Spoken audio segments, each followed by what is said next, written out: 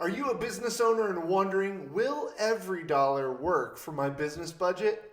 Well, today I'm going to show you how to use the software while pairing it together with one of the best cash flow management systems, Profit First.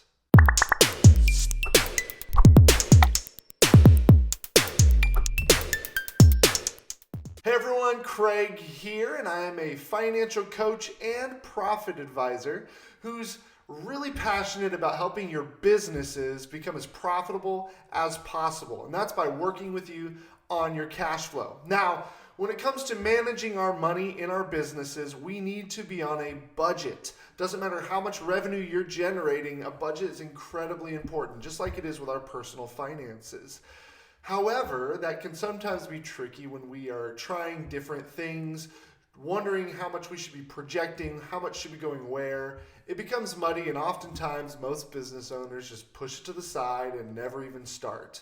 Well, today we're going to be digging into EveryDollar and using the system Profit First. Now, if you're not familiar with Profit First, go ahead and click in the description or right up here, and I will send you 2 free chapters of the book. This is a system that is designed to help you become profitable as early as your next deposit by doing something that's incredibly simple that you've probably heard of before, and that's paying yourself first. Guys, this system is revolutionary. So if you've never done it before, grab those chapters of the book, dig in, you won't regret it.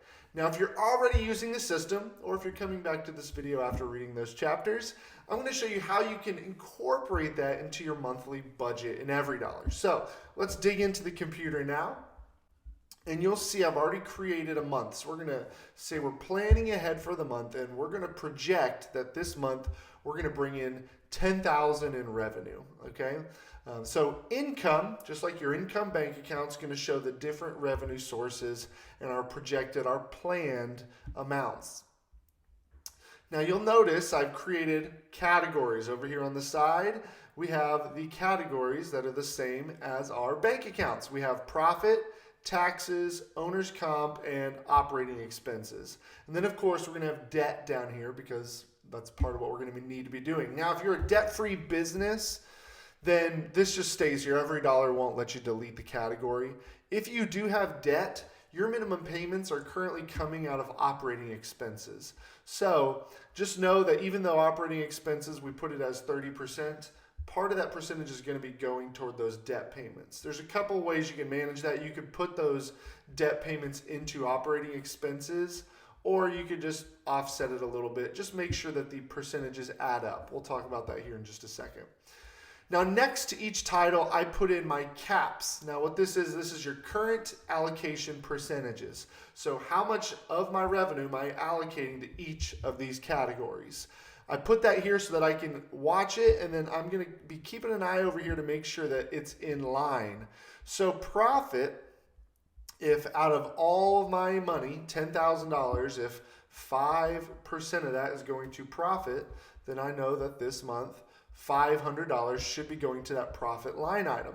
And you'll see over here it's lining up. It's telling me exactly what my percentage is. Is it equal to my caps? Profit's easier because I dictate how much profit I'm going to take. Same with my taxes. If I'm doing 15%, then $1,500 is getting planned to go into that tax account. I recommend turning your tax account into a fund, much like the profit and emergency fund. What this does is it just adds as it grows. So since we take our profit quarterly, whenever I do December, I'm going to actually just go ahead and start December, you'll see that if I add another $500 to it, it's now going to show me my total, $1,000. And so making it a fund will help you watch it grow. So taxes, the way we do that is I'm going to click on taxes. Over to the side, you have the option to make it a fund. Because it's currently October, it's not going to let me change the starting balance, but if you already have money in taxes, you can change that, and then it will start adding to it. So that little piggy bank to the side tells you that it is a fund.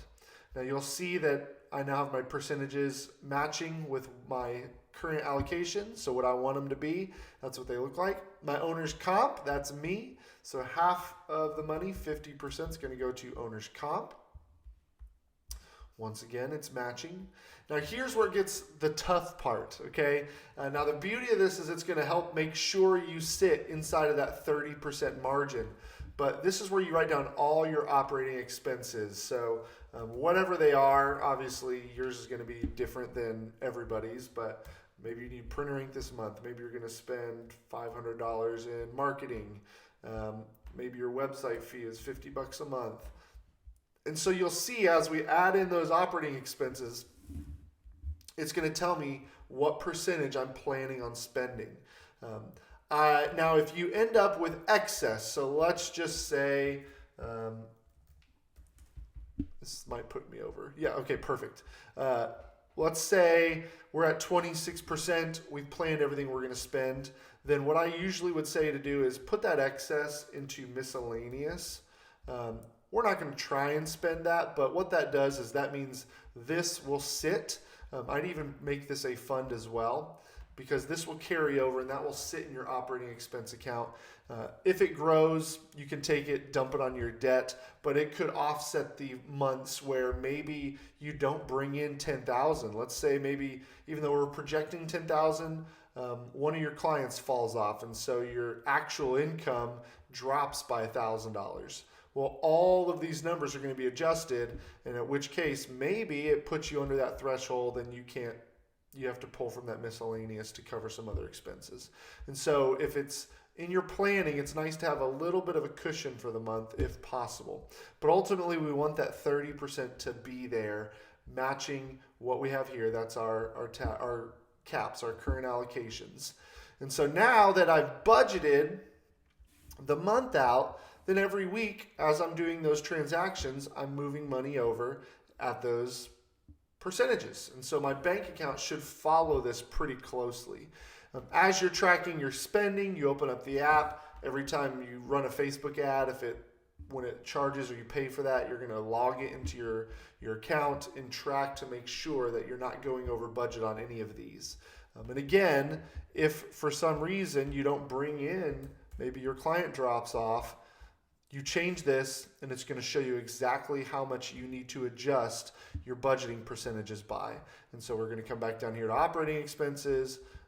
Odds are I'm just going to tweak that by, so I just need to add in another 1%, which is, $90, I think.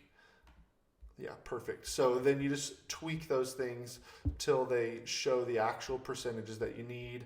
I'm not actually taking 5,000 home. I'm taking 4,500, and so you just go through and you adjust as those revenue things, your revenue if it dips. And obviously if it increases, vice versa, you're going to go back through. Now, the question is, why do I have emergency fund inside of the profit section? Well, that's because, as you know from Profit First, when the quarter is over and you take your profit distribution, half of it goes to emergency fund or a vault. And the other half you take as a profit distribution. So I put them in the same section so that when you do those distributions, you can roll that money over to the emergency fund. The way we do that is, let's say we're at the end of a quarter. We're going to take our distribution. The fund, I'm actually going to do it in December because the money would have already carried over. So let's say you have $1,000 at the end of the quarter. We're going to add a transaction. We're going to say we're taking 500 out for profit share. That's your, or I'll call it a distribution. Share distribution, doesn't matter. Okay, so that's you going to the bank, withdrawing that $500. Okay, then we're going to do another one that's going to be $500, and that's to profit, or we're just going to say transfer to emergency fund. I'm going to come over to emergency fund. I'm going to add a transaction of 500, and it's going to be profit share. Oops, except for what I need to do is make that an income line. Sorry, that way it adds to the total. So you'll see now this has changed from $1,000 to 500, and my remaining inside of profit account is 0. So I took my $500 profit bonus, put 500 into my vault, my emergency savings, and there we go. Now it's growing, and EveryDollar is tracking that as it goes. There are some other systems out there. I know You Need a Budget's a popular one. Try a budgeting software that works for you. but it really should be simple. It should be easy. Honestly, the day-to-day is coming through the Profit First system.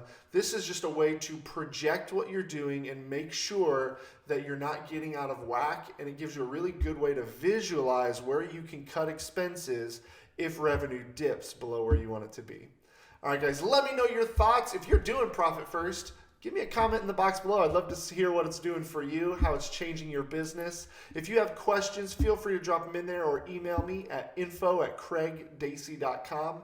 And guys, if Profit First sounds like it's something you want to do, you've thought about it before, and you just never pulled the trigger, or maybe me just talking about it today was enticing enough that you want to learn more, let's hop on a free call. I'd love to talk to you about your business and see how we can implement it in there. You'll walk away from that strategy session knowing exactly where you stand, and you'll be able to implement it starting on your next deposit. So in the description below, there is a link to schedule a time in my calendar.